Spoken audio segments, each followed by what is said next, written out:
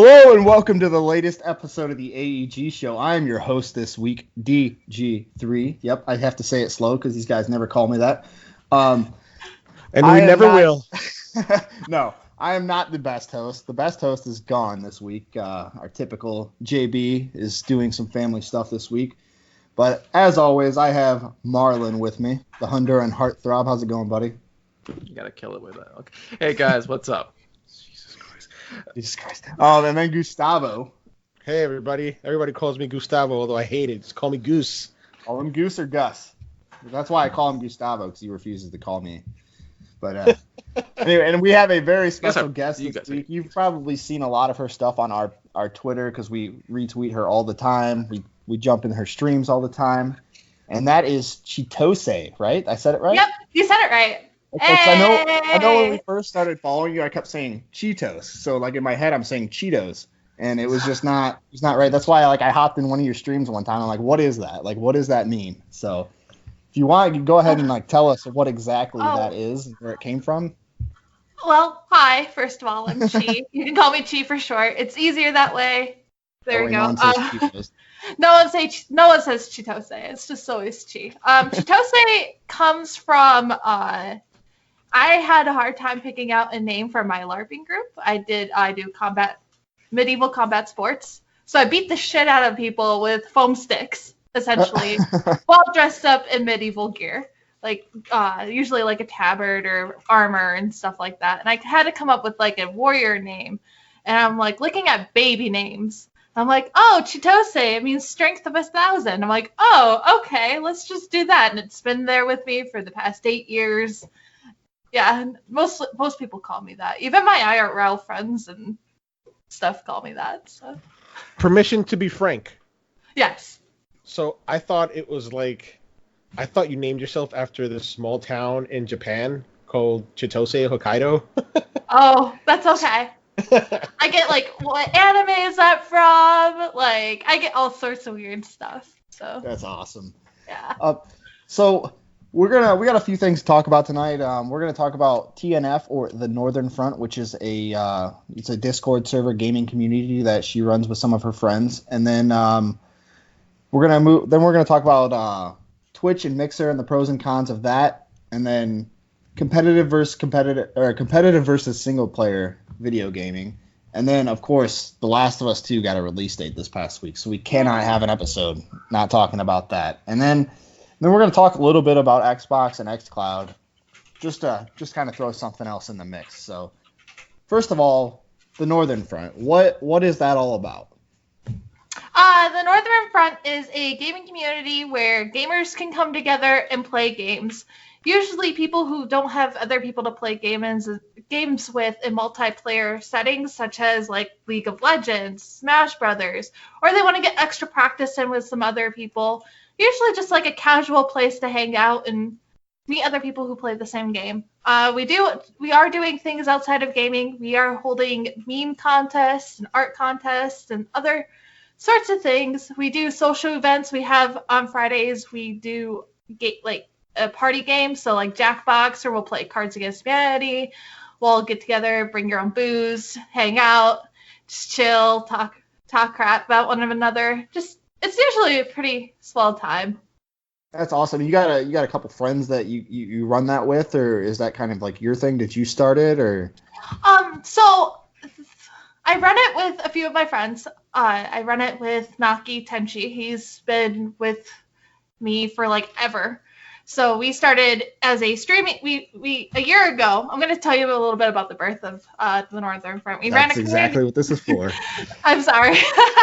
Oh, you're good.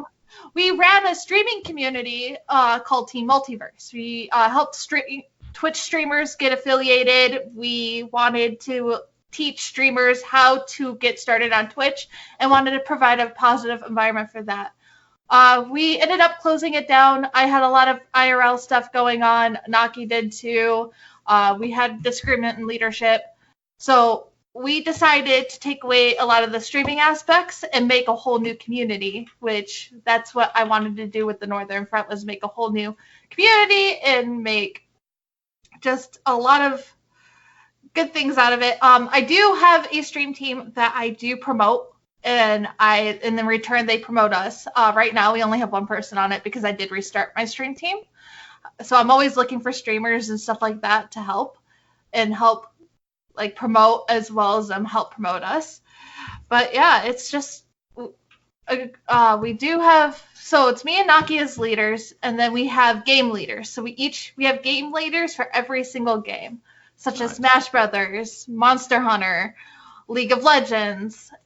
We have Dungeons and Dragons and all that. We play D&D a lot too. So I think, so that's pretty much the birth of the Northern Front and what we do. And we're always looking for more people to come in and hang out and get to know one another and help promote and like on their social media, as well as help meet one another, because I know what it's like to be a gamer and be lonely and not have anyone to really play games with. So, and I'm hoping to add on more games. We are looking into Destiny 2.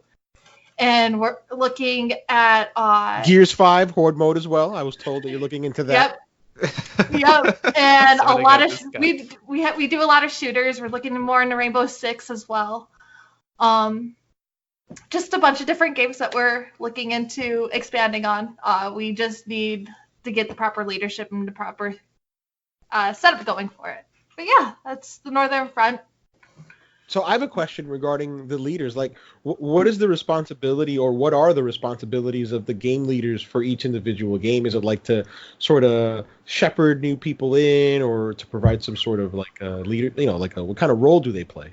So they essentially, like you said, they shepherd people in. They also help promote their game, and they also help set up events for that game. And they get a hold of Naki or myself, Naki being my in charge of gaming. I'm more in charge of marketing and promoting. They get in charge with Naki, who then helps set up a day and a time and all that, and we help try to get people in for that event. That sounds exhausting. It's very exhausting. It's a full-time job on top of a full-time job. Especially if we want it to grow, we have to treat it like it's a toddler and just take care of it and cherish it. Tender love and care, basically. Yes. Yeah, and that's actually something we can relate to, because we're not in the same business you guys are, but with this we do the same thing. You gotta take care of it. You gotta constantly be promoting it. You gotta stay relevant, or people will forget about you. Or if you're not posting, like I'm sure you guys have your Discord. If you're not posting in there regularly, people are gonna stop engaging with you, and they're gonna stop. You know what I mean? They're gonna stop coming around and all that stuff. So you guys got to constantly be promoting events, and what you got to come up with a schedule, right? Like, okay, like this day we're gonna play some Smash, or this day we're gonna play some League and stuff. So it's a lot of work. Yep, and on top of that, we also do like random like events. Like people will be like, "Hey, do you want to play League?" And we'll all just hop in Discord and play League. We're all really close knit, especially us leaders, so it's very easy to talk, and it's not like it's unnatural promoting. It's very natural. That's what building a community about, and like any platform, like blogging, like your guys' podcast, Twitter, anything. You just have to constantly build friendships, like genuine friendships. Oh, for sure. And don't think we haven't noticed.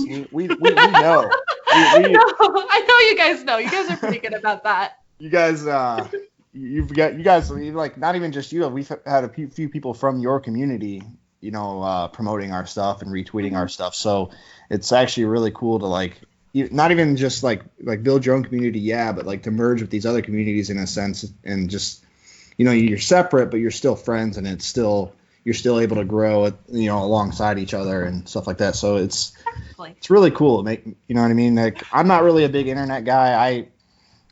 I kind of I see the stuff these kids are posting on the internet. I have no idea what the hell they're talking about. But I try to stay relevant as much as possible, and that's definitely the best way to do it. For the longest time, I was like, "What the hell is Scopa 2 Mana? What is that?" Gotta keep up with that Gen Z lingo. Like, I stopped. I've given up. I've given up. Like, I'm a millennial because I was born in 1989. That should tell you my age. Same here. And I can't keep up. I see some of the things in it, and I'm like, why? It's like, here's the thing for me. I grew up in the 90s. I grew up watching, anime. For me, anime was cartoons because that's what it was. Right. It was just what it was. So for me, I was like, okay, I can deal with this. But some of the stuff that is nowadays, I'm like, I get it. I don't get it. I definitely don't get this. And anime culture, especially from the 90s, has evolved too. Yeah. It has it? I have not. Like, I used to watch, like, I used to claim to be an anime fan, and then I got older and realized that I only watched Dragon Ball Z, and I didn't watch other anime. So, like, I feel like me saying I was an anime fan was a slap in the face to actual anime fans, so I stopped saying that. But, dude, I can't keep up. Like, so there's some anime, like, references that I know what they mean now because I had to Google them, but, like, I didn't know what a weeb was. And I didn't know what a waifu was. I still don't know what waifus are like new. That's like it's like your favorite female character, the one that you want to wife, like wifey. But the thing that gets me about that is because you get these people going, "Don't mess with my waifu." I'm like, she's a freaking anime character. Your wife. What are you talking about? It's like she's my special pet. I'm like, what? I have a pillow with her face on it. Oh that I sleep with every night. This is our weekly spot on the AEG show where we show how old we are. Without telling you the year we were, even though you guys already said what year you were born, but yeah, like a weeb, like a Japanese obsessed otaku? No, that's different. That's different. Here's the thing. A weeb is basically an American person who thinks they are an otaku and follows all the Japanese bullshit. Without even realizing the context, no. Without even realizing the context about it, and just start saying random Japanese words as if they know what it means, or I don't if they think that's what it is. There. I think it's just and the reason Marlon says this is because Marlon is our resident Japanese expert. I mean, nobody loves Japan and their culture more than our resident Marlon. He loves Japanese. Yeah, he doesn't. I'm pretty up there. Do you know what a weeb is? Just can you explain it better than Marlon just did, or is it? A weeb is someone that is so obsessed with anime. It's kind of grotesque, and they're over obsessed with it to the point where it's actually borderline disgusting. It's like everything in their life evolves around Japan and their culture. And they're not even Marlon, you were spot on, dude. And they're not even from Japan, which is the thing that gets me, because an otaku doesn't act like... It's like imagine somebody from Japan who's completely obsessed with American culture to the point where they believe they're American, and they live in Japan. Yes. Okay. Like my mom. Fair enough. Where's she at? Is she available to be on the show tonight, or? No. But no. She's like, no, please don't kill me. See, like, we're already off the rails, and that's what makes the AEG show great. But so I guess the last question I have, getting back on topic, where do you hope to take TNF in the future? I know you guys are growing and stuff like that, but like, do you have any goals? Like, where you guys want to be? We eventually want to run tournaments, and we want to get into esports. That's always been mine and Naki's dream. We want to hop in and maybe make it like a League of Legends team and go to do tournaments with them and other games too, Smash and all that. We don't want to just stick with the community aspect forever. We want to expand and grow. That's ambitious, but I think you guys can pull it off. I've watched a couple of your streams. I think I've watched a couple League streams and all that stuff, and I know League of Legends is huge. It's been big for a long time now. And 10 years. 10 years this year. Yep. And it's been one of the most popular things on Twitch or wherever, mostly Twitch, because Twitch is the one that's been around the longest for the most part. But I'd never really seen it before, but I watched you fucking tear some shit up on there. So you might have what it takes. Maybe. League reminds me of soccer. League is super popular everywhere outside of the United States, and granted, it's popular in the United States, but not as big as in places for example, like South Korea or things like that. So it really reminds me of soccer, where soccer is this humongously loved sport all over the world, but in the United States, although it has its fans, not so much. And I think a League fits that description perfectly. I agree. I agree wholeheartedly. I mean, like there was a world or not world record, but there when Worlds comes about like this time of year, it is one of the most watched esports. More people watch Worlds than they watch the Super Bowl every year. That's wild, and I believe it. I believe it.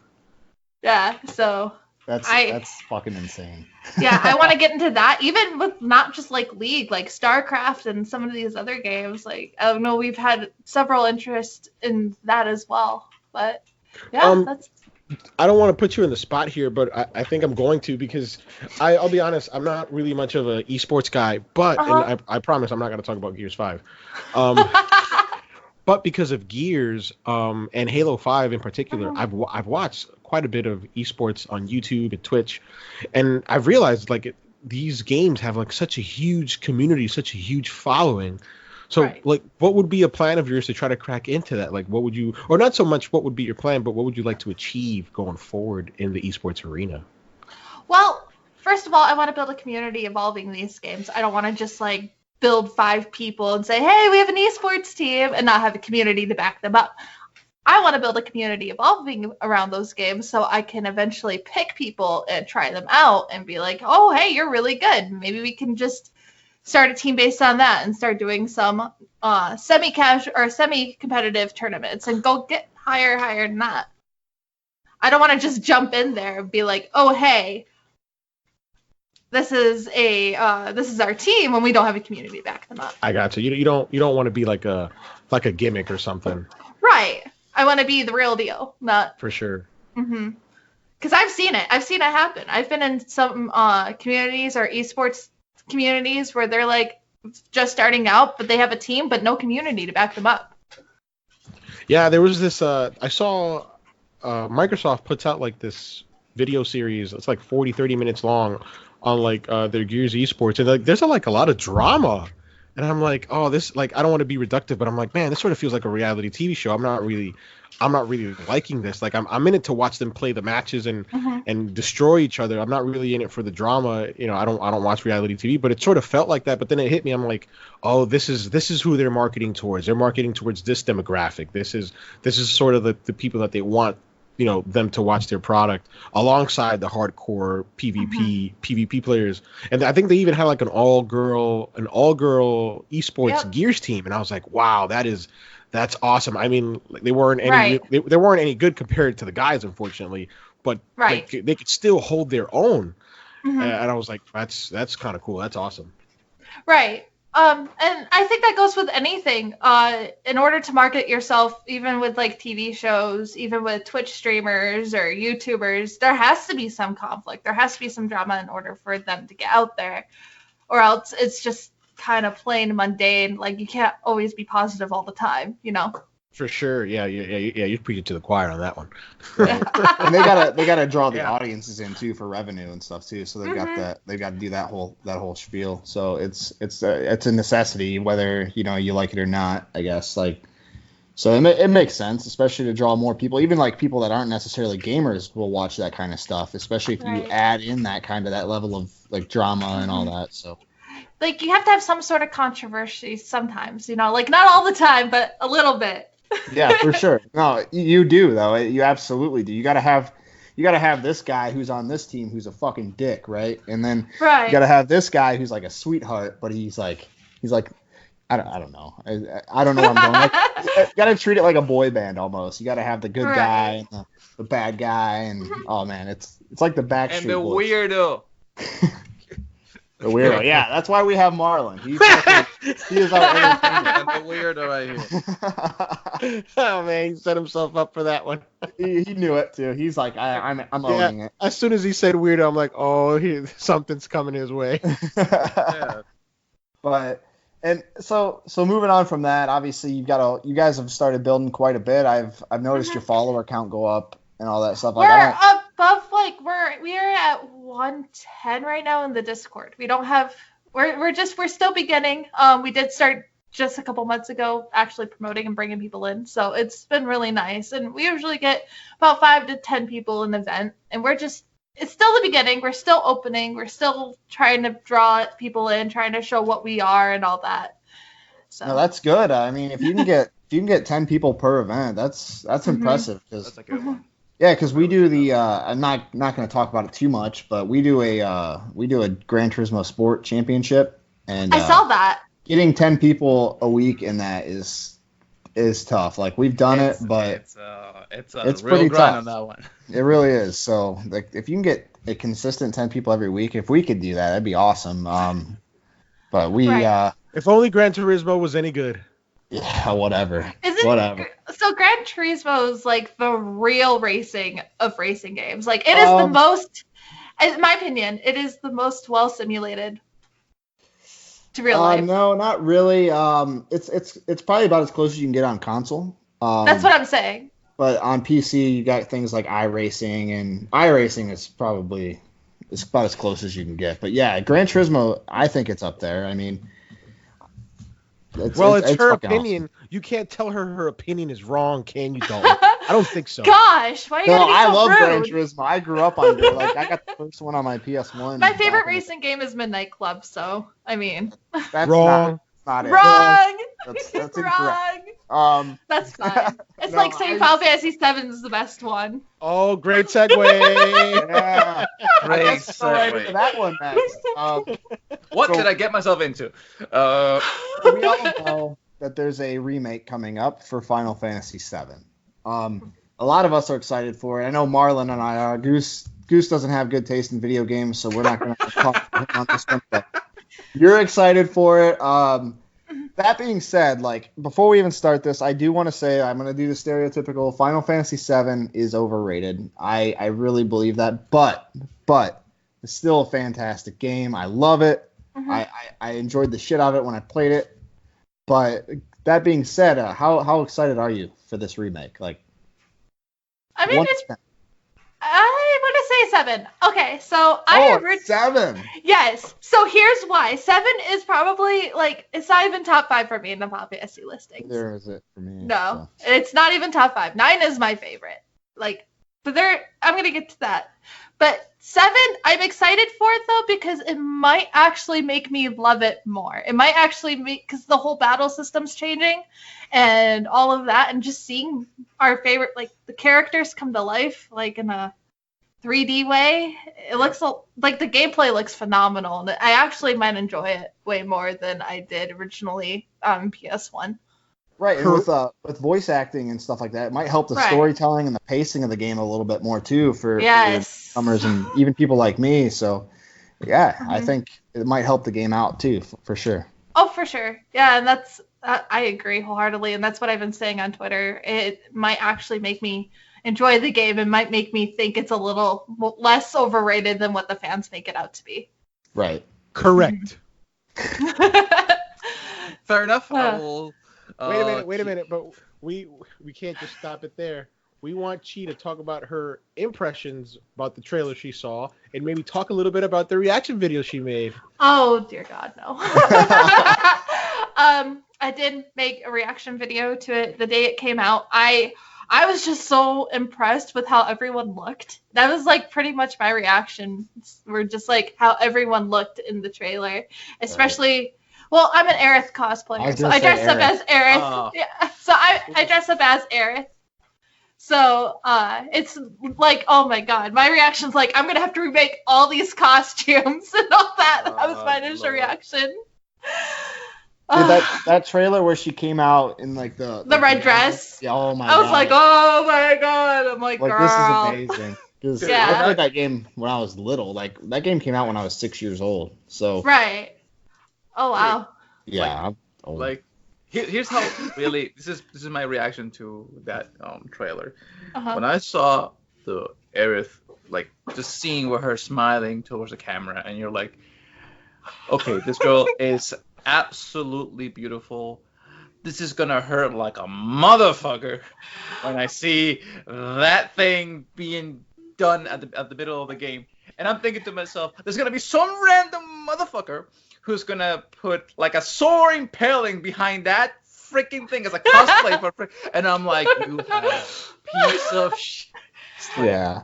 Well, fortunately, I don't think they're getting to that part on this this part of the remake, the first part. So they're just going all the way up to the end of Midgar. Right. So, which is. So I'm hearing there's going to be a lot of content in this first part too, and like what 80 or not 80 hours, like 40 hours or so, 50 hours of content. There's like mini games and all that sorts of stuff too. So that's very exciting. Wait. Like, I'm excited. I have a new name for it. It's called Final Fantasy VII Full of Filler. That's the name of it. Final Fantasy VII Fluffy Edition. Okay. And actually, an editor at Kotaku. I can't ever say that. Kotaku. Yeah, that one. The editor-in-chief was judging it and was like, "Oh, it's just the first one. It's not even gonna be good. It's not the whole game." But they were complaining about it. Who's that? Steven Totillo? Yeah. Yeah. They were. He's a piece of work. He's a piece of work. I know that. Like here's the thing with him. He's like, you could have made Final Fantasy VII the complete game in 4 CDs and straight out of the gate. He'd be like, well, it's not the same as the original one because the original one had a better plastic. I'm like, he's a complete mess. You know, I'll be honest. Dalton's joking around, but I've never played Final Fantasy VII or I've never completed it. Right. But I just think that the expectations, the burden that game carries. To meet expectations, it'll never meet those expectations. The developers of Final Fantasy VII Remake are never going to make 100% of the people who are going to buy that game happy. And I think it's a bad idea to just churn out the same thing, especially, you can't keep that that turn-based battle system. I know that a lot of the OG players, they love it and that's what they would like. But I think times have changed. This is 2019. It's not, the 90s when the game came out. But I think they need to have the freedom to do what they want to do. Stay faithful. It's a hard line to straddle. Not only do you have to stay faithful to Final Fantasy VII, but they also have to come up with something new and exciting and fresh that's going to keep people engaged. I'm a little iffy on the fact that they're just, serializing it. They're basically going to charge $60 for I don't know how many games. We don't know when the second one's coming out. We don't know if there's going to be a third one. We don't know how many parts there's going to be to this Final Fantasy VII Remake. And we don't know what they're going to cost either. We don't know what each one's going to cost. Oh yeah, right. For sure. Yeah, I mean, if we go based on precedent, the first one's going to be what MSRP of $60. But we'll see. I wish them the best. I wish that team the best. I know that they're never going to make everybody happy, so they might as well just do what they want and create something that they'll be proud of. Right. Right.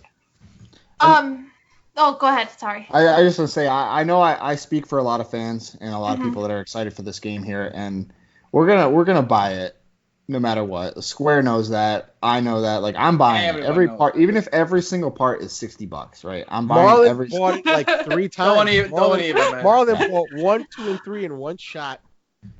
And a lot of those people that buy it on multiple ports. Yeah, a lot of those people that are gonna bitch about it, they're probably gonna buy every part too. And I think even those people realize that. But it's such a classic game. It's such a loved game, and people are gonna buy it no matter what to see how it unfolds and see what it's like all the way through. So you know what gets me?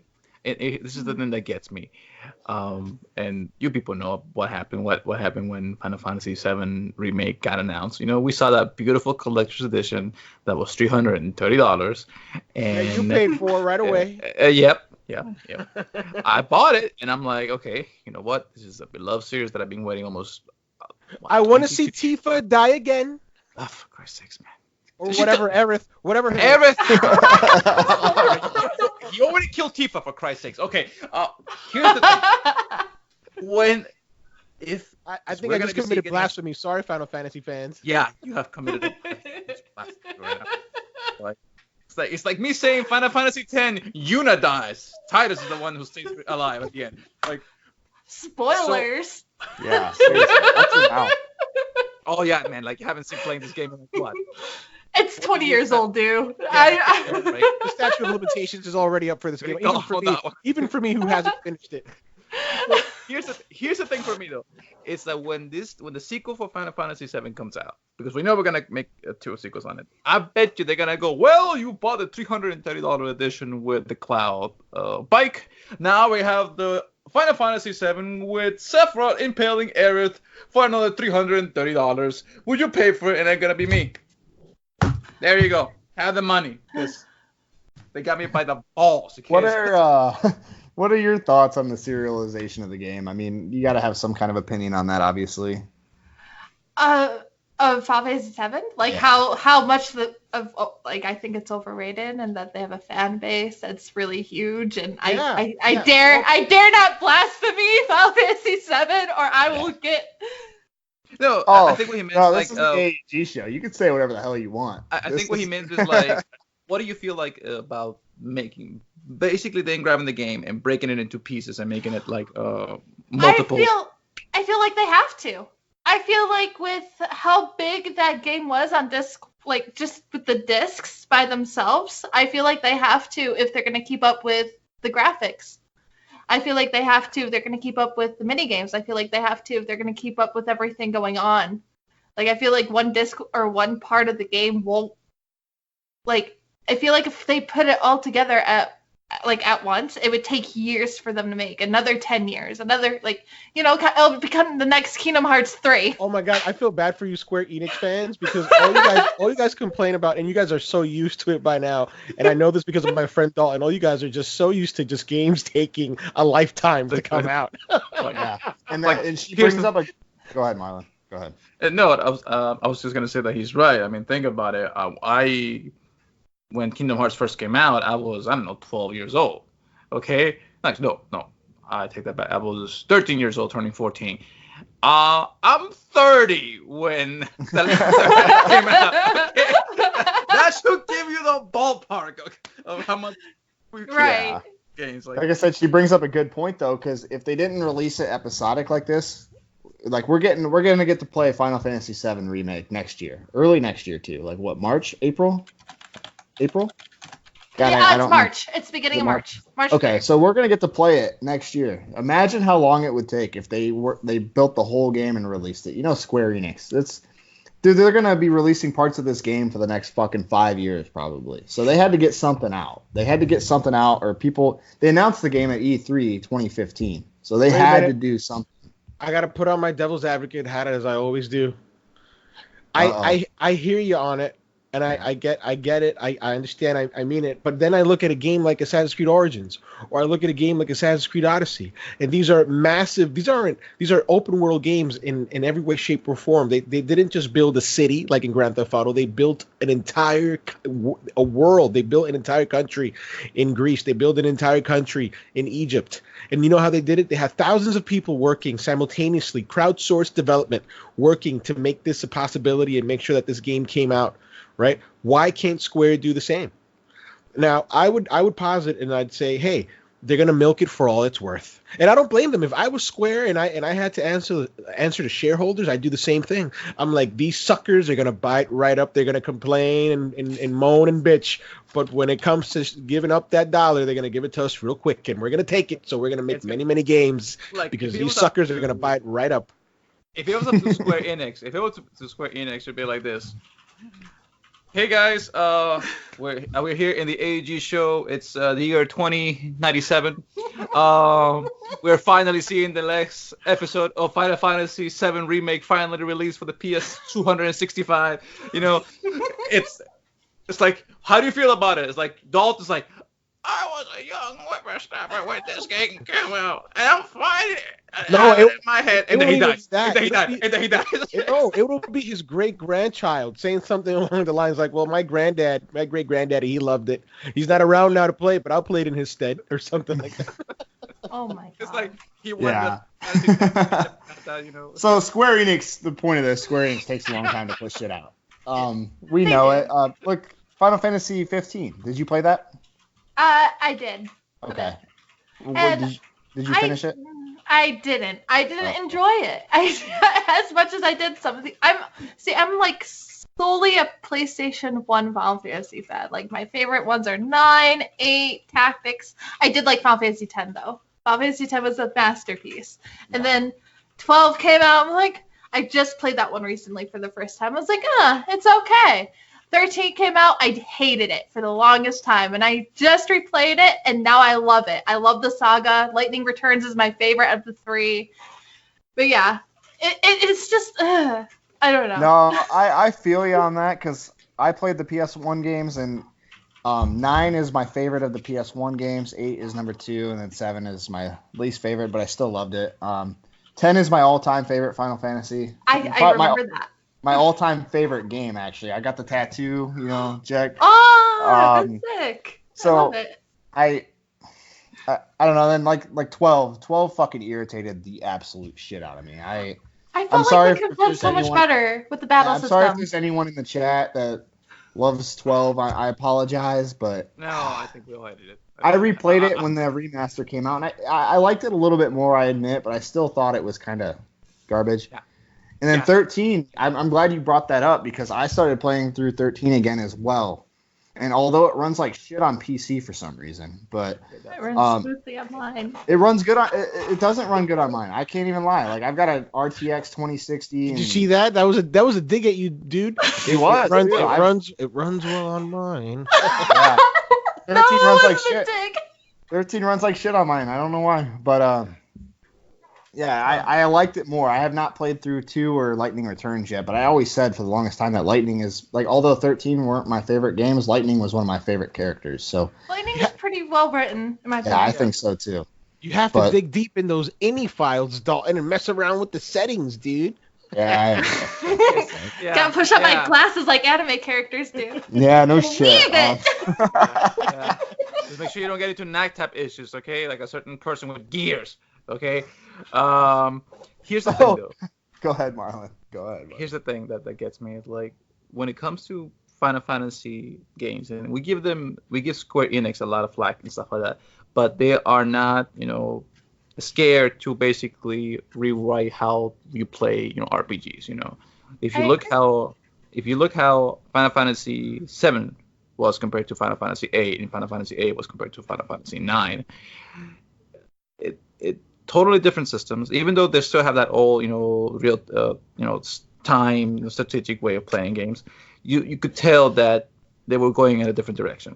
Final Fantasy X was the first Final Fantasy that I enjoyed and felt like I was gonna cry because of how emotional was the ending. Now, I didn't feel like that with Final Fantasy VII. With Final Fantasy VII, what I felt was like, this is like the best world that I have ever seen in my entire life. Because I'm a little kid. I'm just playing this game, and I'm just like, oh my god, this is so cool. Final Fantasy X, by that point, I'm 11 years old. I'm thinking, okay, let's see how it is, and it's just was so much better because for the first time you could hear people actually talking back to you, and you could actually hear their monologues and stories and stuff like that. 12 for me was, what's the word that I'm looking for? Yeah. Not even a disappointment. It's more like trauma. I think of the word trauma to describe it. Well, that's a good way of putting it. But the problem that I have with 12 is that it had an identity crisis. You had people in this game that didn't know who was the main character in all this. People go, oh, well, it's Van who's the main character. And they're like, no, it's the princess who's the main character, And you have this, like, confusing thing where, like, listen, you come up from a character that was Titus, who, kind of quirky, kind of fun, but you could understand his struggle. With Van, you're like, well, no, you're just prepubescent dude. Like, what the fuck are you talking about? Like, struggle? What the hell are you talking about, dude? It's like, you just had this girl, like, get her freaking fiance get murdered in battle, and you're like, it's gonna be okay. You just gotta push through it. I'm like, come on, give me a break on that, Incoming hot take: Japanese writing in games sucks. No, it doesn't. At times. Full of melodrama, riddled with plot holes. Sucks. The Last of Us does the same. But what about Western RPGs? Like Dragon Age or Mass Effect. Much better. Answer correct. Much better. Yeah, but like kind of going back, since we were talking about Final Fantasy VII Remake, that'll be out. That'll be out next year. We went off the rails again. He's like, try to get this train back on the rails. I'm trying to host. But no, strangle me. Moving on from this, since you're obviously a big Final Fantasy fan, but you do a lot of multiplayer competitive gaming too, and that kind of leads into our next topic a little bit. Single player versus multiplayer. Like, you have your guys' Discord, the Northern Front. You guys ever think about doing any like single player kind of thing in there, or like just like kind of group chats with? Actually, we were talking about that in our game leader meeting last week. We were talking about doing like best screenshots of like best kills, or we were talking about races. Like, we were talking about doing single player races, like speedrunning. We were talking about doing things like that, or just trying to figure out who could beat the game fastest, or et cetera, stuff like that. Oh, hell yeah! So you guys want to do speed running and races, and that'd be fucking cool. That'd be another really cool thing to stream too. Like, I think like if you can get like multiple streams going at once and have them go like set a timer and shit, that'd be badass. I think you guys could build something for that for sure. Especially if you're, like I said, I've seen some of your stuff, and it's you guys, from what I've seen of you, I haven't watched too much of your other leaders or stuff. I don't know if they stream a whole lot or not, but you guys are pretty talented, especially when it comes to the competitive stuff. So it'd be definitely interesting to see you guys take on the single player speedrunning, especially because that's a whole nother community by itself. Like, yes, it is. Speedrunners are huge. And they're very, it's a whole nother monster we have to tackle, because like the Smash community is kind of toxic. The speedrunning community could be just as toxic, and they can be such as elitist just as much as Smash. So we have to take things carefully and tactfully and all that. We don't want to alienate anybody and make anyone mad. It's such a hard line. It's such a hard line to straddle. I mean, I hate that word toxic, but it's such a hard line to straddle, because not only do you have to keep like the hardcore folks happy, right? Because that's your base. That's the pillar of your community. Those are the ones that are going to keep continuing to come back and engage with the community. But you also have to make sure that they play nice and don't alienate the casuals or the newcomers who need some sort of onboarding. So if you could sort of create like a community where the let's call it the elite players are the Sherpas, are the ones who onboard the new players, I think that's a great dynamic. But my question to you is, because you're talking about Smash and you're talking about other games and multiplayer versus single player, would you just want to lock down what you may want to do in terms of, hey, this is our forte and we don't want to spread ourselves too thin and just be like a jack of all trades, master of none? Or are you okay just going forward with a huge dragnet where you can try to get as many as possible? So we actually have had encounters with very good players in league. Like, we had a really good league player. They didn't play nice with other people. We asked them politely if they can play nice with others. They couldn't, and they left on their own. And that's the thing too. When we don't cater to people that are gonna just pick on other people based on their skill, or like rank shaming or anything like that. We cater to the people that are gonna be nice to one another. And if we feel as if the people that are gonna be elitists will just go away on their own. However, we do want people that are good at the game to help one another, like you said, just help teach people and such like that. That's why we have the game leaders who are usually good in the games that they play, and yeah. See, like no, you're good. I completely agree with you. Because you, at the same time, you want to. You've said it multiple times just on this episode. Like, you want to build a community. That's first and foremost. Like, yeah, you guys want to be good. You guys want to be known for what you do. But at the start of it all, as a community, you want a good group of people around you, and I think that's the most important thing for sure. Because then at least if you don't make it, you can still have fun, right? You can still hang out with all these people and play these games together, and that's. Like, I think that's the most important part for sure. I think you guys are doing it right. I really do.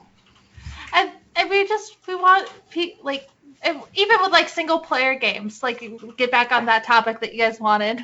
No, you're good. The single player games, we want people to come in and be like Borderlands 3. I know that could be multiplayer, but we've been having a lot of discussion about it, and people have been just hanging out in voice, playing side by side, like, oh, I'm playing Borderlands 3. I'm playing Borderlands 3 too, as well. So they just hang out in voice and they'll talk about it and play at the same time. Like, oh, what did you do at this part? Or what did you do here? Like, they'll help one another out. Yeah, foster, helpful discussion. That's what you want. Right. You want people to just have a good time, enjoy it, and at that point also it just create, like you said, make a community where people are basically popping themselves up and just enjoying the game without feeling they're being alienated because they're not a certain type of skill level because they are, I don't know, they're just not good at the game, but they still want to play it, And while I understand that you're also trying to get those good players where they can, get into like, esports and stuff like that, you also want to do it in a, pragmatic but healthy way. You don't want to get toxic. You don't want to get people that are like just elite, huge good players, but they're just elites. But they just suck at just being normal human beings like that. Have empathy. Bunch of assholes. Sorry. You don't want a bunch of assholes floating around clogging your shit up. Yeah, because then you don't make it fun. At the end of the day, it's video games. They're there to enjoy and have fun. They are not there to. No, we're there to win. Yeah, no, maybe you, brother, when you're in Gears, but for me, the casual who doesn't know how to freaking revive people in Gears, I don't want that. Okay. Right. That's the thing too. Like I don't know. Was it? I think it was you guys. You guys do like an anime night and then. Yeah. Stuff like that. So it's about the community. It's about friends. It's about hanging out and stuff. And that's even more important than like the gaming aspect. Or it's not even so much gaming, right? Like there's other aspects to it. You guys, like I said, there's an anime night. I'm sure you guys do like a movie night and. Yeah. So we've been having issues with our anime night because Rabbit, our hosting site that we would all watch on, was it shut down. Oh, no. So we're trying to find a new way to host and watch things together, but we're still trying to find. So let me ask you this then. Even the fact that you guys are doing anime nights, what type of anime were you guys watching before the site? So we watched all of Slime. That time I was reincarnated into a slime, and we started watching Shield Hero, and we usually just watch whatever. Yeah. That's badass. Like we don't have what it takes to form a community, I guess. Like because you guys seem like people. You know what I mean? I said people, but people. Yeah. He's right. Like I don't know. It's pretty cool to see. I don't want to say all of us are people though. A lot of us are introverts. I'm the extroverted that adopted all the introverts. I'm very people, like you said, people. Yeah. Naki isn't as people as like he's sitting over there laughing. She looked at him. He's like, no. He's over there like, no. No, don't pan the camera over here. No, don't even try. Come on, get in on the show, man. It's like, nah, okay. But a lot of it is too getting people who are not as extroverted together and having them in a safe space to be themselves and not be judged. Comfortable setting for sure. Yes, and like people like they're saying in chat, like we're family.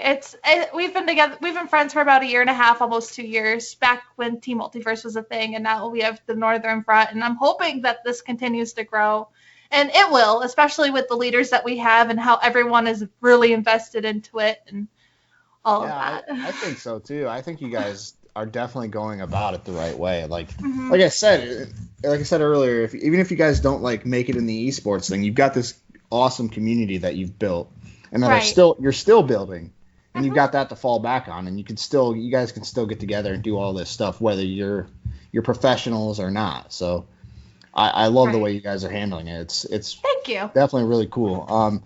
And that kind of brings me into my next topic. We're going away from the Northern Front a little bit here. I guess maybe a little bit. It'll still be kind of like a thing. But I've noticed recently that you've made the move from Twitch. You're no longer streaming on Twitch. I am not. You're streaming more to Mixer, and you're doing YouTube videos now. Like, what was the final straw? I guess what made you finally make the jump? Because you've been on Twitch for a while, right? I've been on Twitch for 5 years. Yeah, so it had to be something, right? Like a collective thing. It's more of a collective thing. It's been kind of a debate for the past year or so, especially when they started bringing affiliates in. Like, they had originally just had partners, right? They didn't have the whole affiliate aspect of Twitch. To me, Twitch looks more like a pyramid scheme now. So you have your partners, and then below the partners are the affiliates who cater to the partners. And you have this aspect called rating. So at the end of the stream, you raid someone, usually to like introduce yourself to someone new and all that. And so it just feels like people are just trying to cater to other people to make themselves bigger. It's not very much so a community anymore. It feels competitive. It feels like, oh, it's just about becoming partnered. I was done with the whole competitive aspect about streaming. I wanted to be able to focus on myself and focus on my community.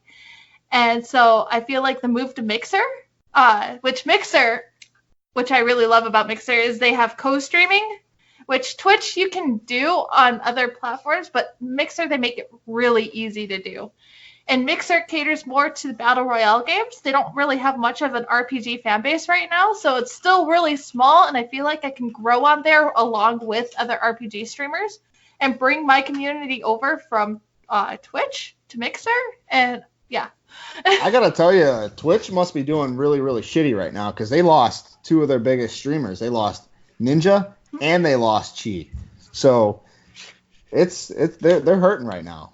Yes, and actually, we just saw a tweet from TwitchCon this past weekend. They did their partners.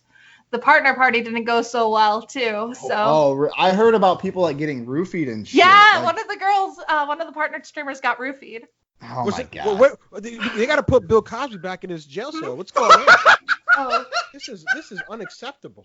I saw a picture. Like someone posted a picture at TwitchCon. They just had like beer just sitting out in cups and shit. Yeah, that's a horrible idea. I wouldn't even drink that. Bill is setting them up and knocking them down. Yeah, it's fucking weird. But Mixer, like, they offered Ninja massive amounts of money to come over, and now World of Warcraft Classic is getting big on it because that's all Ninja's streaming right now. Is World of Warcraft. Yeah, and I find that's awesome. It's awesome because I like World of Warcraft, so it's nice to have a game that I can like play on there that already has a base on there because of a bigger streamer. Right, and that's it's like the tide lifts all type deal. It's crazy too because like I know it wasn't just Ninja, and it didn't necessarily start with Ninja. You said you've been thinking about this for a while, but it's crazy. Like the floodgates opened. Like it's like he helped open it because Mixer is fucking growing huge right now. Like they're big before that, but they've taken a lot away from Twitch. There's a lot more competition now, and it's good to see regardless. I mean. So, I'll play devil's advocate a little bit and say that Mixer is nowhere to being where Twitch is in terms of the numbers of people that they have. But is there anything different in terms of like maybe their policies, maybe they're like are they streamer friendly like in relation to Twitch? Like what is it that Mixer has over Twitch right now that made you go over? I feel like they cater to everybody more than just their partners. I feel like Twitch just looks at they hold everyone accountable, unlike Twitch. You saw with the Amaranth ban and a couple of these other bans, Alinity with throwing her cat over her shoulder and just all that. Like also drove me. Is that stupid girl who beat her dog? No, that was a different girl, I think. Oh. That just shows how messed up. Yeah, the Dr. Disrespect ban. I just happened to look over at the chat. That's a good point too. Mm-hmm. But yeah, I love Dr. Disrespect. He's the greatest. Here's the thing for me though. It's like when you start talking about Twitch, it's like, oh, it's that girl who messed up the dog. It's like, no, that was another girl. Like, was the girl who threw up the cat? Like, no, that was another girl. Like, wait a minute, what the hell's going on over there? Exactly. Like what? She just fucking chucked that goddamn cat. I just hit my microphone. It was also like on a talk show too, like The Talk or something. Like Sharon Osbourne was talking about it, dude. Like it was, right. Yeah, like it was a big deal. So I feel like I felt like for my brand and for my needs, I felt like the move to Mixer was a great choice. Yeah, and how many of I'm sure you lost some following, right? Because you for sure. You worked on Twitch for 5 years. Yeah. You built up quite a bit of a decent sized community. I've been in a few of your chats and they're going off. So, obviously you got to rebuild now, right? You got to try to bring these people over with you, but obviously not everyone's going to follow over. No. But so you got to keep your old community alive, but you got to build a new one too. So it's definitely a lot of work making that switch. Of course it is. And I knew that going over there that it's just going to be a brand new start. It's not going to be like it was on Twitch. And I'm fine with that. I'm fine with building a community that just watches me for me and doesn't watch me to cater themselves. And that was the biggest decision maker I made moving over to Mixer. Oh, for sure. And we've talked about it several times on this show in the past and stuff. None of us we're not really into watching streamers. It's no offense to streamers or anything. It's just not our thing. But I've watched quite a few of your streams and I enjoy them. And that's why I tune in as much as possible. I'm being appreciate honest, that. For sure. So yeah, I think, like I said, I think you've definitely got you've got the entertainment aspect down for sure. And exactly. That's half the battle. It's hard work. It's really hard work. And like I said before, not everyone's entertaining enough to make it as a streamer. Why do you think we do a podcast? And I'm sure you guys would do fine together on a stream. Yeah, maybe. It'd probably just get out of fucking control, and then people would forget we're playing a video game. But. And you guys bad. No. We'd be drunk and just, yeah. It wouldn't be pretty, I can tell you. No, but I agree. It is hard work. We had a streamer on a couple weeks back, Jaded Mermaid, and she really opened my eyes to what it is to live off of streaming. And it's a hustle, man. It's hard work. It is. It's not a steady income that you're getting every week or every month. You have to work at it to make this. It's a complete lifestyle change. And go ahead. Sorry. Like you said, the whole income thing. I'm giving up quite a bit of money too to switch over to Mixer. I was making a ton of money on Twitch, and I'm hoping people switch from Twitch to Patreon. I have that all in my info and everything, but I'm losing. We are patrons, by the way. Yes, I know. You guys are my only patron, and I'm a patron to you guys. So. Are you? Yes, I am. I have not checked any of that. I didn't think we had our Patreon set up yet. Thank you. No, not a problem. But yeah, so just give each other money. Exactly, we're just making the same amount every month. Yeah. But no. It's I'm sending you the $5, and no, you send me the $5. It's going back and forth. Are you sure? We don't even withdraw. Where's the taxing going on in here? It's I like supporting other people too, financially, doing all that. I did that with a lot of my stream team. I subscribed to them on Twitch and all that. But no, with your merch, you guys have merch, that's a way to make income off of it too. Streaming is hard. You have to, if you want to live off of it, you have to market yourself every single aspect as possible. Oh, for sure. And real quick, I'm glad you brought up the merch because you actually are one of our only buyers. I couldn't find this shirt. You can ask Naki. I've been hunting it down all afternoon. Bought one. We got our 5 cents. That's the thing I wanted to bring up is I made 97 cents because someone bought socks off of me. Oh, nice. Yeah. Nice. That's another thing I wanted to bring up. For somebody's anybody, feet are warm. Yes, we do have a merch store, but we don't make any money off it. I set the sliders all the way down because at the end of the day, making money is great, and it'd be cool if we could do this full time, but at the same time, I'd rather just people enjoy the things we do. You know what I mean? So if you're one of those people, you're gonna buy our shirt. I don't want you guys to have to pay a bunch of money for it, and I don't make them myself, or I just give them to you guys. But I don't make shirts, so this is the best way to go about it. So again, thank you for buying one of our shirts. It really not a problem. Really meant a lot. And like I said, I love promoting my friends, and I think you've come on my stream several times, and you're really interactive, and everyone really like talking to you and hanging out with you, and so it was it was fun. I said, you guys have built a hell of a community, so it was easy to come in and hang out in the stream. So right. Again, it is very much appreciated. I know I asked you about your merch store a few months ago, and you said you were working on it. So I don't know. If you so Streamlabs, you have to pay in order to have your merch store now. Yeah, $150. And so I'm not a big fan of that. So I'm still looking for other platforms I can use for my shirts, and I am looking to make new shirts. That's why I haven't done anything with it in a while. So just make sure you let us know. We'll definitely order oh, for sure. Can I go back to that Mixer subject as well? Absolutely. I feel like Mixer is very good for collaborating. And collaborating helps with building communities. It helps introduce people to other people in a nice, gentle way, even as a streamer or entertainer or anything like that. Collaborating, I see photographers collaborate, or I see blog people, collaborate. People collaborate all the time, and that's what, networking and all that's all about. So yeah, that's Absolutely. What I also liked about Mixer is the co-streaming aspect. Yes, there's no rating. You have to manually tell people go to this person's stream, and you can't just send your people over. But you can still make it'll friends. Be there eventually. Yeah, you can still make friends off of just collaborating, and that's what I really, really enjoyed about Mixer.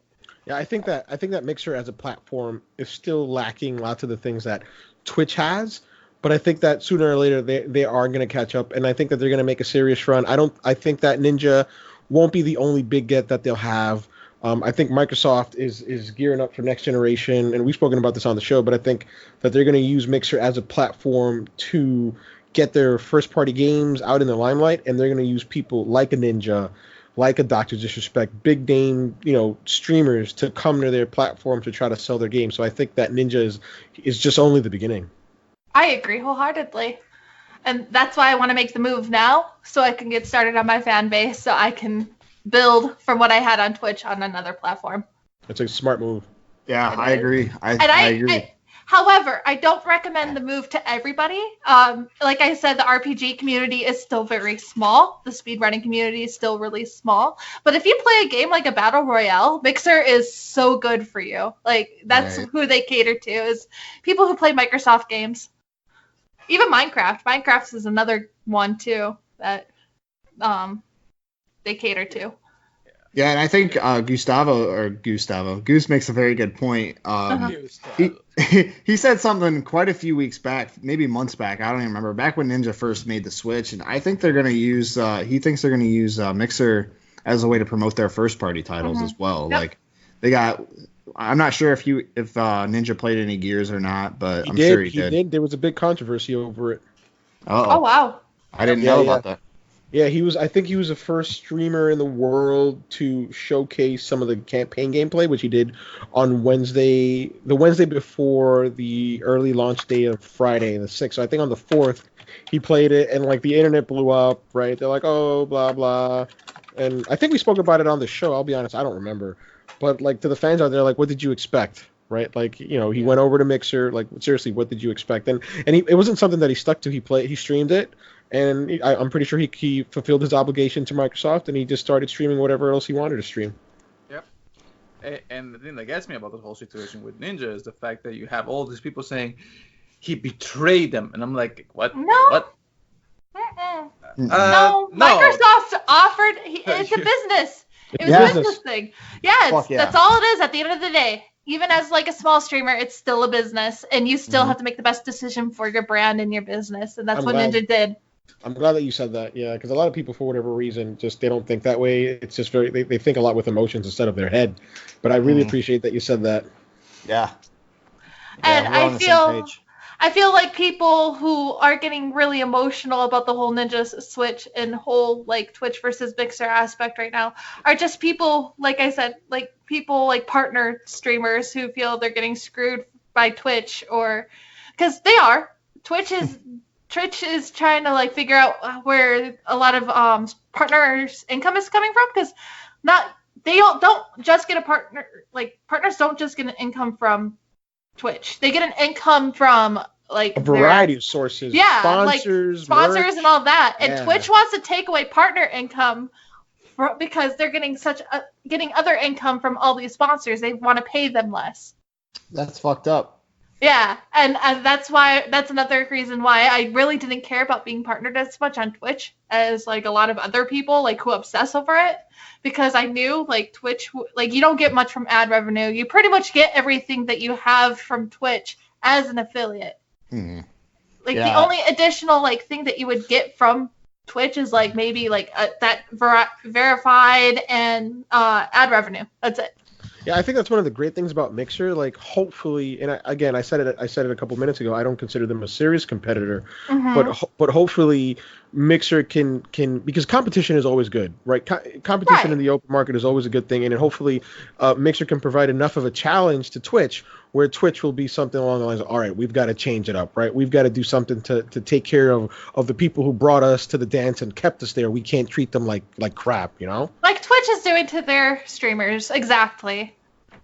Yeah. Can I just say one thing? And for those in the chat, feel free to roast me, I guess. I want to just say that I haven't seen it in a while, but one of the most annoying things I've ever seen on Twitter or Twitch or whatever, it's people trying to partner push. That is the most irritating fucking thing to see. So were you there for my partner push rant on I did not see it. But I went on a huge rant about it. I hate it so much. Right. Can I tell a story?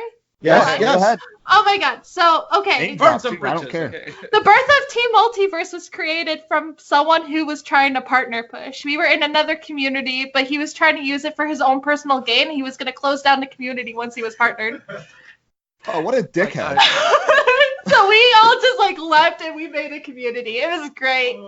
Carla was there. Naki was there. Like everyone who's pretty much like was like is a big part of creating the Northern Front was there. So that's how we got started. And we are so anti-partner push.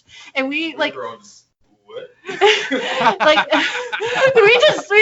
we just don't do it. And I judge people on it all the time and I talk about it all the time. Like you have to build a community and your community will push you for you if you are worth being a partner. If you are talented enough to get the viewers, to get the fan base, you will have your community do that for you. You don't do it by yourself. You let your community help you out. You have put to out the earn content. It. Yeah, yes. You have to earn it. It's a groundswell. Honestly, we've been hovering, and I don't want to go too much into this, but we've been hovering on Twitter at like 990 to 995 followers for like a month now because we've stopped like following everybody back. We've stopped doing the follow for follow kind of stuff because at first we were doing it. No, and I don't want to get too much into that, but at first we would follow people back because we want to do but we've stopped and our follower base is just kind of like flattened, which is okay, like because then you're keeping the people that are actually going to interact with you and talk to you and watch your shit and all that stuff. So fuck it, right? Like correct. Yeah. Right. The thing that gets me, it's the thing when people do like the whole partner push thing. I'm like, and I tell them this. It's like, no, man, you don't understand. I'm just trying to do this to like help us out. I'm like, listen, you don't help anybody out by giving me a pitch that sounds like Herbalife, okay? Yeah. So that doesn't help you, brother.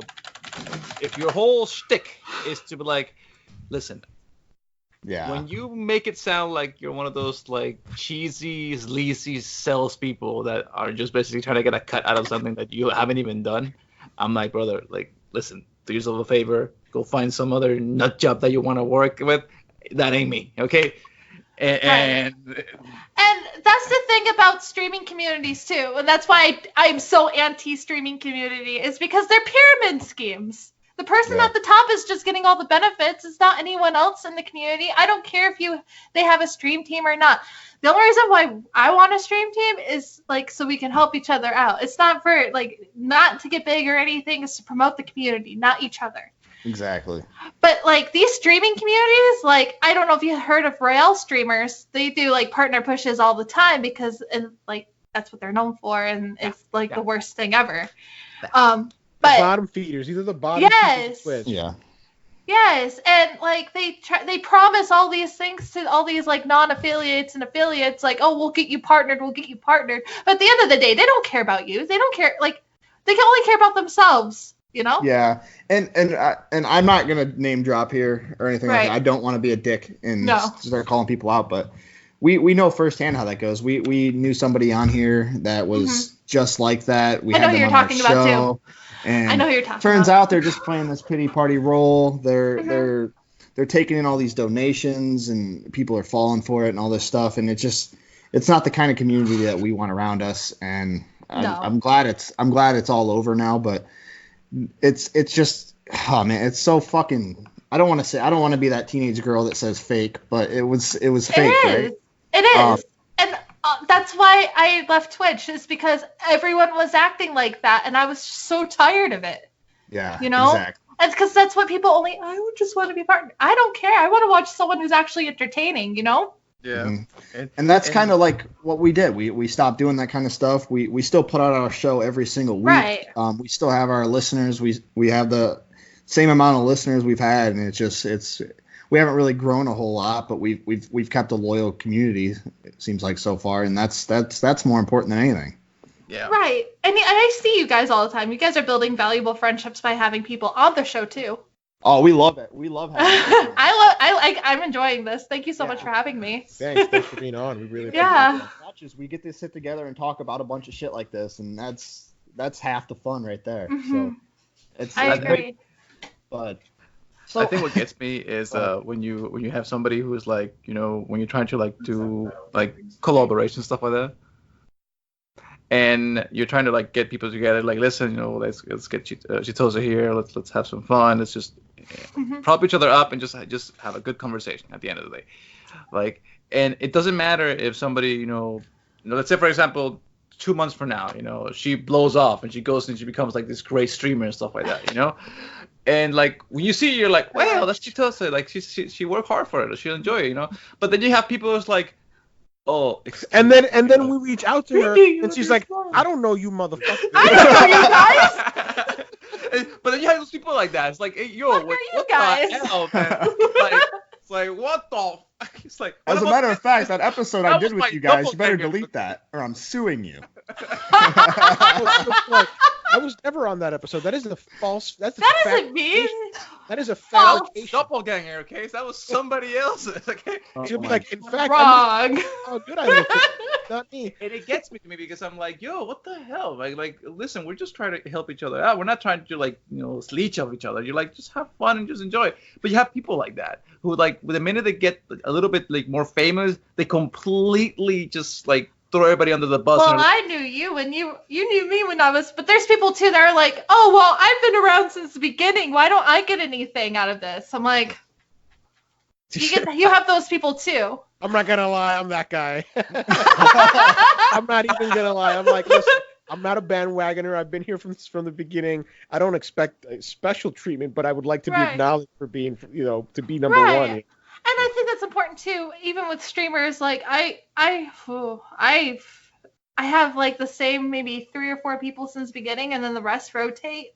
And I thank them all the time for staying with me, because it's been a long like ride. It's been bumpy. There's been people that come in and try to mess everything up, and it's just those people that stay true to you, like your true audience. They're totally worth acknowledging at the end of the day.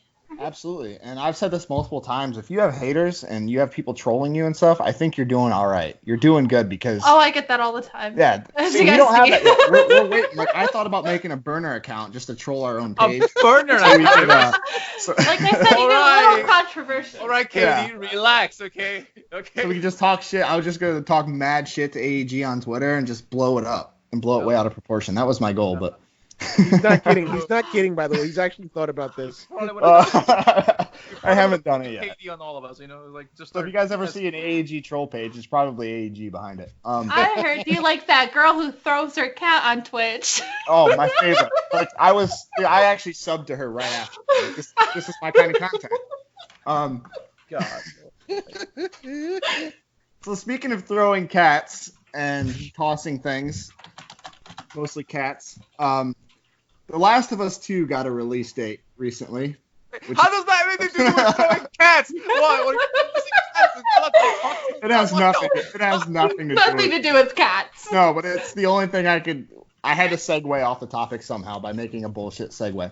But so The Last of Us 2, right? We get a February 20th? No, 21st. February 21st, 2020 release date, which sooner than I thought it was going to be. I didn't expect them to come right out with this trailer and release it. You know what I mean? That's only, 4 months away? 5 months away now? That's crazy. It's October tomorrow. Or no, I Tuesday. remember when they teased it, not this past E3, but the E3 before, when they were last year. With the DLC. I remember watching that. I have not watched the most recent trailer though. The trailer with Dina and they're dancing and she rubs her sweaty face on Ellie's. I love that trailer. So why? See, the first 2 trailers that I watched, and I haven't watched a lot of the gameplay because I was trying to go in dark. I did watch this most recent one, and if you haven't, I don't want to go into it because I just want to tell you not. I actually have not played The Last of Us, and here's why: I don't do horror. I don't do scare. I know. It's happening. I've been judged. It is. Naki is right. It is happening. It is happening. I know what's happening. I know what's happening. You gotta play it. I will eventually. I'm very skittish. And I'm afraid something's gonna come at me, and I'm just gonna cry. Look, I'm not a horror fan myself. 2 or 3 jump scares in the entire game. Yeah, he's right. It's not. It does kind of fall into the horror genre a little bit, but it's really not. Because I'm not a horror fan. I'm really I don't play shit like that. I don't watch shit like that. Yeah. Horror. Okay, so it's not like jump scare like Outlast was. Oh my god. I don't know. Yeah. Maybe one. The Last of Us is nothing like that at all. It's got maybe 2 jump scares tops. I'm also bad at shooting. I suggest this, and I rarely suggest. I rarely ever give this a suggestion. But maybe if you could watch someone play it. Okay.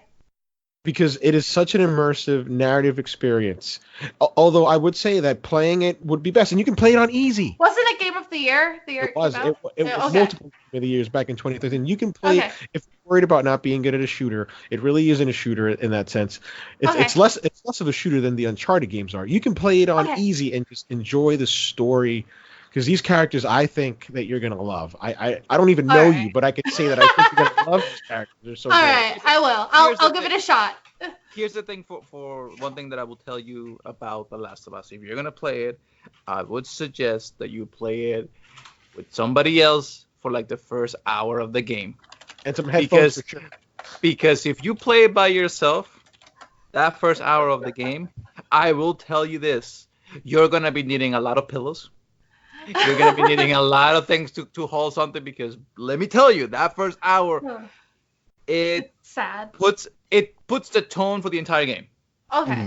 That is what the best thing I can tell. That first hour, every person that I have seen play this game, whether it was my brother, whether it was my dad, whether it was me and my parents watching this game for the first hour, my girlfriend playing this for the first hour. Mm-hmm. Every single person that has played this game for the first hour, they were just like,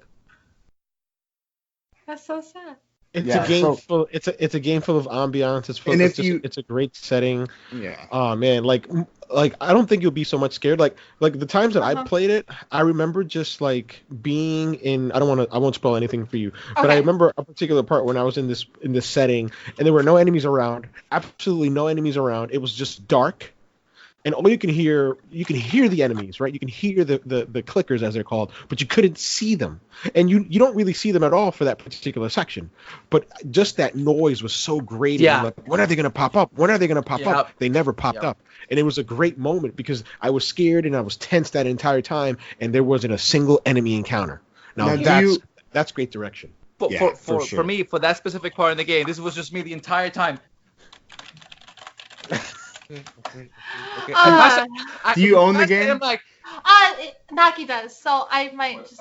It's free on PSN. Yeah. Okay, yeah. It'll be free on PSN in October. The PS4 if we're gonna do that. Oh yeah, our PS4 kind of took a shit. Yeah. Yeah. Yeah. At least I got the stream Spyro. Yeah, I would say that's accurate. I'd say suspense. It's a suspense game for sure. Survival horror, maybe. Yeah, but. Have you ever seen the movie The Mothman Prophecies?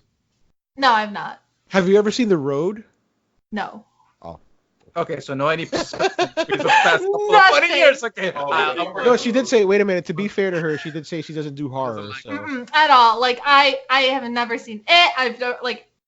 Nothing. Have you ever seen Toy Story 3? I saw the first two. I did not see 3. Oh my God. Was it Keanu Reeves in it? He was in the fourth one. Oh, he was in the fourth one, not the third one. Okay. There was a fourth one? It just came out recently. Never mind. We'll move on. But here's the thing, though. So if you're gonna play the last. I want to say this before we go. If you're gonna see an It movie, I would suggest watching the original one because it's just much more campier than the newer one. For me, I just find it campier and funnier. Like this is the thing for me though. All 1980s and 1970s horror films, for me, I just find them funny as hell because I'm looking back on the cinematography, I'm looking back on how things go, or just like on the perspective aspect of how to make this movie, and I'm like, I can see the guy like literally you're just a puppet. Like what the hell are you doing, bro? It's like there's no suspense in this thing. But going on, Dalton, please take it away. No, I'm sorry. I'm going to go off on a little bit of a rail, off the rails a little bit here. I noticed someone in the chat mentioned Tim Curry, and my favorite all-time Tim Curry movie is the Rocky Horror Picture Show. So I just want to throw that out there. My favorite one is Scary Movie. Yeah, there you go. Scary Movie when you see his nipples. I have seen Clue. I have not seen Clue. But yeah, moving back, you've not played The Last of Us, but The Last of Us 2 did get a release date. For those of you who haven't watched the trailer, I would suggest do not watch this newest trailer. I did watch it and I regret it. I'm still excited for the game. I'm still ready for the game, but Goose and I kind of talked about it a little bit in our Discord, and I think there's too much information. Okay, I didn't. Much. Yes, I noticed that with a lot of other games too. Yeah, like with Kingdom Hearts 3, that was a big issue too. They just released too much, and it felt like not many people can enjoy the game. Like the only silver lining just real quick, the only silver lining that I can take away from it is that they feel so confident in a lot of the content that they haven't shown that they're like, well, we're going to show this huge narrative plot device. We're going to, sets the whole table for Ellie's tale. We're going to show that because we're so confident in what we have to, in what we haven't shown. But I still I'm like, you kind of robbed that from me. Like I would have loved to experience that because I hope that what we saw happen doesn't happen, right? I hope it's like a complete 180 and it's not that. But just based on what I saw, I'm like, oh, this is a revenge tale. This is what sets her off. This particular character looks like she was offed. I'm like, oh, you just ruined it. Like I didn't want that. Here's the thing for me though, and this is the thing that I've been talking and I've been drumming up this thing since what's the movie for Justice League? What was it? No, it was Batman vs Superman. Superman. And I'm like, okay, so the whole thing about Superman and Batman, all this thing, as I'm like, yeah, they're gonna be fighting each other, but I'm like, why do you freaking spoil all the plot devices of this movie by the trailers? And this happens in all the trailers nowadays, where they feel like they're. For me, it doesn't feel like they're confident in what they're gonna show. It feels like they're desperate to put out content for people to like, oh no, you gotta see this because it has this beautiful, cool cinematic. You gotta see this. I'm like, no. Just real quick, because I always manage to bring Gears because I am fucking Gears crazy and Gears drunk. But the Gears trailers did something incredible. So I saw the majority of all the Gears trailers, and when I played the game, they switched things up. Like there was this one scene where you're walking as a particular character in the trailer, and that very same scene happened, but with a different character with different clothes in a different setting. And I'm like, oh, they played around with the trailer. They showed us a glimpse of what they expected us to experience, but not necessarily one for one.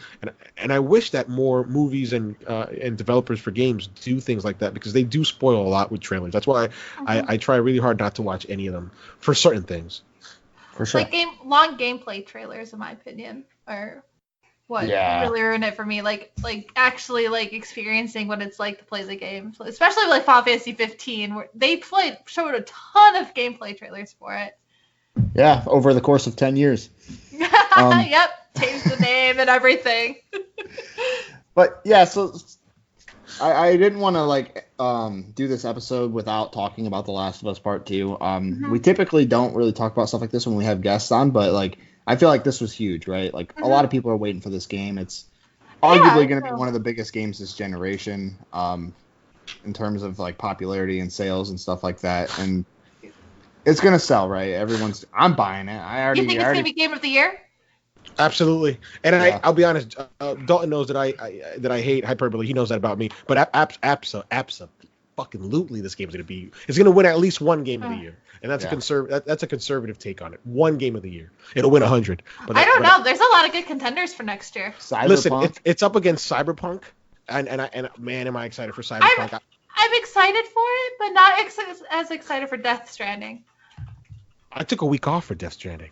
I'm very excited for Death Stranding, and I think that's going to be Game of the Year because it's Kojima. So I'm just very excited.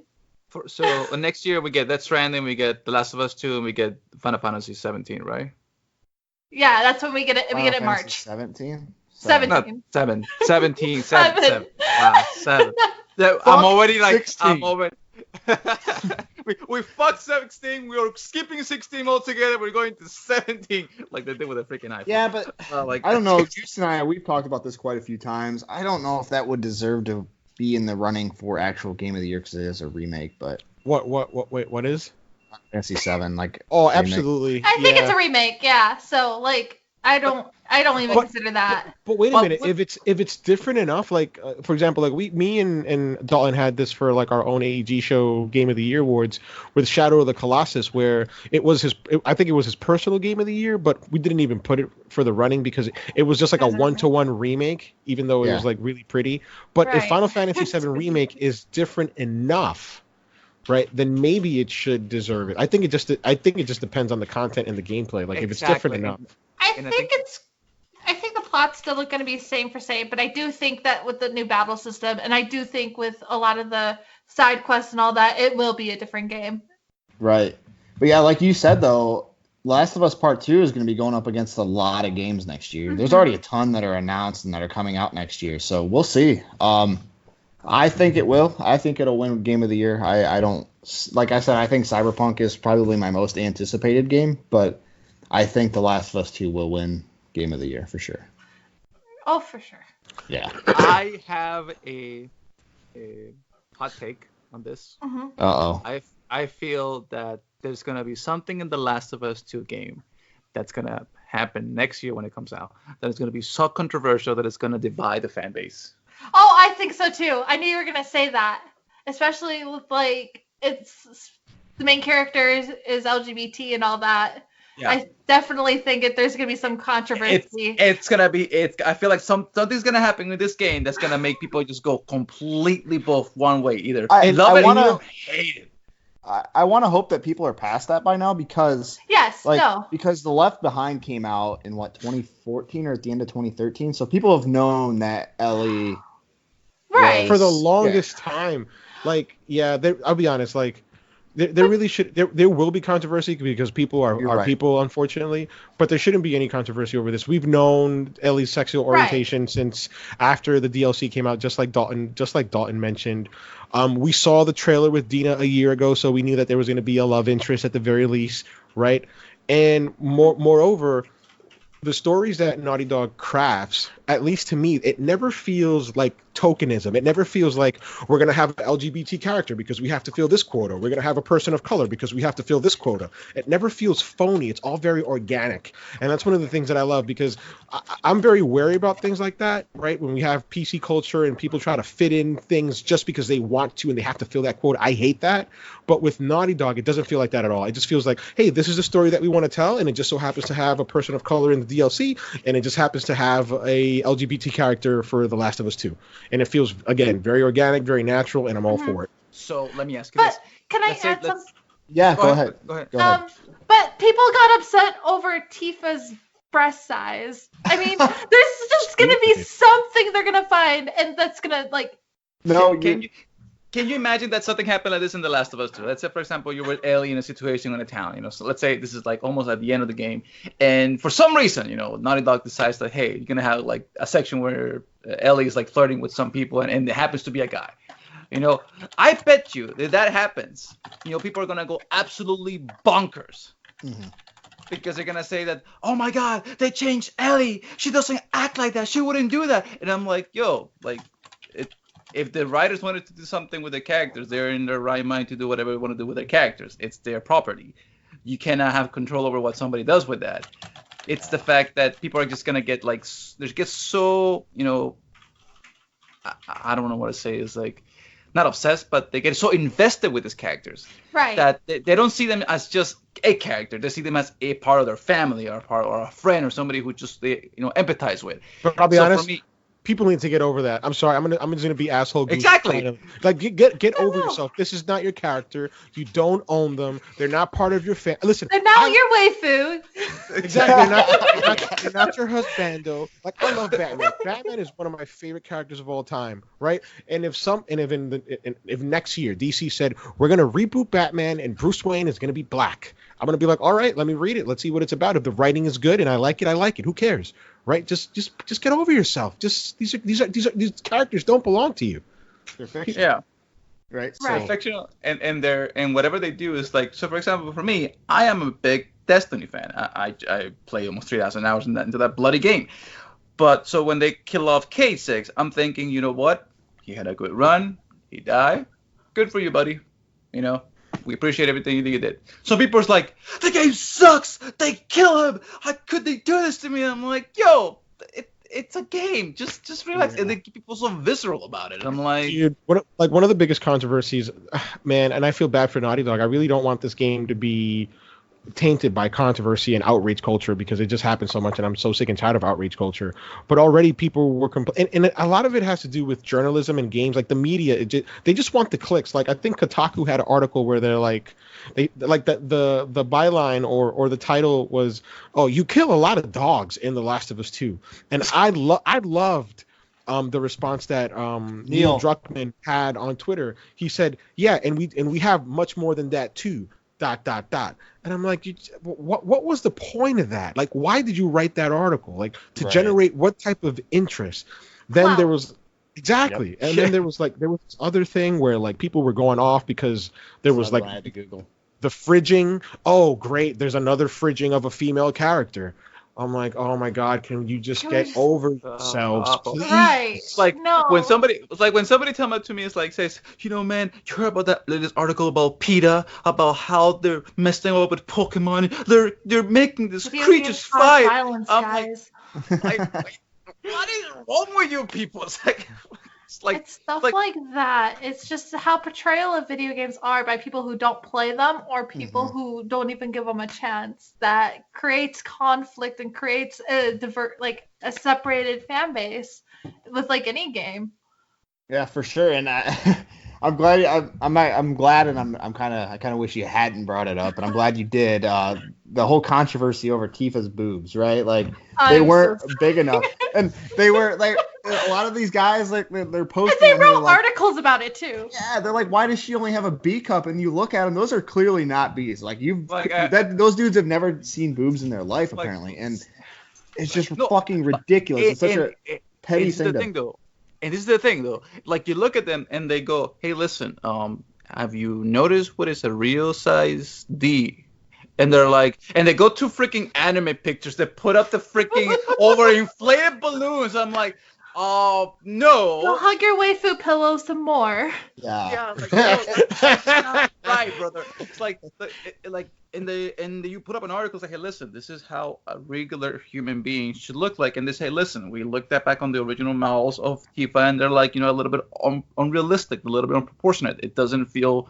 If we were to put that on this game, how the engine looks and how the engine runs, it would just look like it happened with Xenoblade, where the character just looks so badly proportionate. It would look like they're trying to make a hentai or whatever the fuck it is. Exactly. So it's like, they're acting so like that's just. It's like, and they're like, they ruined the freaking character this time. She's gone. She's flat chested. Like, wait. What do you mean? Dolly Parton, dude. They were like, this Dolly Parton. God damn it, man. It's like, they act like her boob size is affecting the story. Like, this is gonna affect the narrative of the game, I guess. It's very juvenile. Yeah. Right. But people do it all the time in games like Persona or like any of these other like games that are based around liking the characters. Like the whole controversy right now with Code Vein, where people are saying, where like, this game is so sexual. I'm like, okay, so let me get this straight. You have no problem with people blowing their heads off and killing each other, but a girl that just looks like, that has like, big breasts, that causes controversy. I'm like, from what I've seen of The Last of Us 2, I don't think there's gonna be I don't think they're gonna find a way to make it controversial. Oh. Yeah, the only thing I could see being like especially like with all the things that are going on right now is like the violence, right? The violence, probably though. I can see it. So like, we'll see. I would go for any video game then. Yeah, for sure. Spyro the Dragon has violence in it. I mean, I'll be honest. I have no problem with the violence. That was another thing that somebody over at Polygon obviously wrote a piece when I think the game was first shown about the level of violence, and then even with the new Modern Warfare, like Dean Takahashi wrote an article over at VentureBeat about how he feels uncomfortable and he's gonna go run over to his safe space to feel. I'm like, yo, dude, just get out, get the fuck out of here, dude. Just like, can we talk about this a little bit? How people are just so overly sensitive. I remember a couple of years back. No, we will not have this conversation. Moving on. This is a gaming channel. That's right. We're going to talk about multiplayer and the lack of it in Last of Us 2. What do you guys think? Don't care. Dude, it was so good. Don't care. Wait, actually, see, as somebody who spent 50 hours in multiplayer for Last of Us, how much did you play? How much did I play? That's multiplayer, right. Last of Us? None, exactly. That's why you don't care. Yeah. Exactly. No, listen, I'll be honest. It's not enough for me to say I'm not going to play it. It's not enough for me to throw a fit over it. But it's like, I would have liked it. I would have loved to seen it. Actually, I prepped up a tweet just for this. And it's from Bruce Straley, who was the ex-director over at Naughty Dog. I'm pretty sure that he started on The Last of Us 2 but didn't finish it. He went on sabbatical and then he just never came back. Because we all assumed that he was tired due to burnout. I'll read it real quick. All we ever strived to do at Naughty Dog was deliver the best experiences we possibly could. This sometimes meant moving around staff in order to deliver our own promises. And if that means multiplayer is delayed for a bit this time around, well, I can guarantee it's for good reasons. This was September 27th. This was 2 days ago. So I'm of the belief that multiplayer is coming in some form. It just won't be there at launch. And I wish they would have said that, because that would have stemmed the tide of controversy.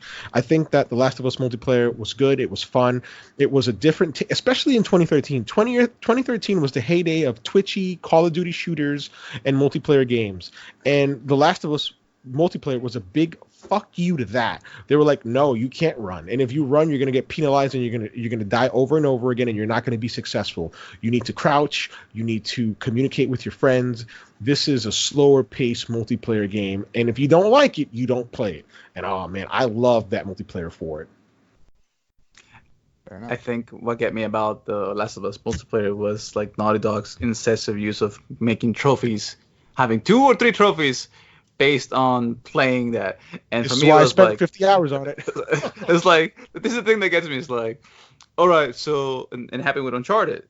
When Uncharted 3 came out, the multiplayer aspect came out, I thought, okay, this is gonna be an easy platinum. And I'm like, wait a minute, I need to play multiplayer on Uncharted. Okay, I'll try it. Don't like it, but I'll try it. So when The Last of Us came out and it had multiplayer on it, the first day that I had it, I'm like, you know what? I feel like I didn't give it a chance to Naughty Dog when it came to multiplayer, and let me give this game a chance. When I saw that it was a more tactical based game, I'm like, no. I said, nah, I'm not playing this. Well, here's the thing too. Was there a lot of interest in the original Last of Us multiplayer? Was it like really big? No, it wasn't really big, but it did have its diehard community. Okay. So the way it worked, especially for the trophies, that's why I played it, because I wanted to platinum it on PS4, although I never got around to it. But I did get the multiplayer trophies out of the way. I spent around roughly 50 to 60 hours in the multiplayer, and it was just like very slowly paced. You from the start of the match, you literally crouched, and I don't. It was sort of. I don't want to say it was PUBG. It was not a PUBG like game, but it did have some PUBG elements where you had to scavenge for supplies at the beginning of the match, and the person who scavenged the most really had the upper hand. You can get armor, you can get grenades. The crafting system that was in the single player game, they moved that over to the multiplayer game, and you can craft like nail grenades. You can napalm grenades, and you can use that to your advantage. With a couple shots, you go down relatively quick. It had a gear system where you would get down, then you needed to be killed. So you couldn't be killed right away. You could just be down and then you can be killed, which extended gameplay and gave your teammates a chance to revive you. But no, to answer your question, it wasn't massive, but it did have a very big community around it and a very big following. And I think a dedicated following. And those people now are the ones complaining about it, and I wish they really shouldn't, because like Naughty Dog is one of the probably the best game developer in the world right now, maybe even better than Rockstar Games. And we know, like, when it comes to game development, you're only as good as your last game. You're only as good as your last effort. And Naughty Dog has been flawless for fucking more than 15 years. I mean, every game they put out is just gangbusters. So like, why question them? Why would you give them a hard time? Like, we knew that Uncharted 4 was good, The Lost Legacy was good. We know that The Last of Us 2 is going to be good as well. So know why? You know why? Because of what has been happening the past couple of years with Bethesda and all these other developers with BioWare, for example, where they have this huge pedigree of like what Naughty Dog had, which was like always putting out great content, and then they drop an egg with Fallout 76. They drop an egg. But Naughty Dog Naughty Dog has not had. They haven't had that. They haven't had that. They haven't had that. But the fan base doesn't see that. They just see like what's been happening in the gaming world when it comes to these type of games, they're a little bit of like, oh yeah, I don't know how I feel about all this. That's the issue. Like it like you said, you're only as good as your last game, but you're also you're not living on this like bubble, away from everybody else. It's you're also in this gaming industry that's been having a lot of just zeros and a lot of eggs being dropping left and right. So people are a little bit more apprehensive about it, and that's for me the way I see it. They see it like multiplayer is gone. They're like, oh, okay, so they took out a great aspect of the game. It's going to suck now. I'm like, no, let them do what they need to do it, and we'll go from there. Don't judge them. Is what I'm saying. But so, point is, The Last of Us 2 will be releasing February 21st, 2020, which is a little over 4 months away now. And it will not have multiplayer. Don't watch the trailer, please. Just if you haven't seen it, don't watch it. I pre-ordered my special edition already. I'm good. I'm set to go. Same here. So yeah, we'll all be. She will be playing The Last of Us 1 eventually. And I'll even stream it. She'll be streaming it over on. We're gonna hold you to that. Okay, I will. And we will definitely be tuning into that for sure. It'll be on Mixer. It won't be on Twitch. It won't be on Twitch. Sorry, guys. So yeah, we'll. But moving forward, I just want to say like this episode is crazy fun. Like I had a great time. Thank you again for coming on the show. Like thank you for having me. Really appreciate it. Thank you for everyone that tuned in to the live show and chat. This episode will be releasing on Tuesday on all podcast platforms, apps, whatever you listen on. It'll be on YouTube, Spotify, iHeartRadio, iTunes, Google Play, all of them. So yeah, please listen. Like I said, thanks again. I appreciate it. Is there anything else you guys want to add?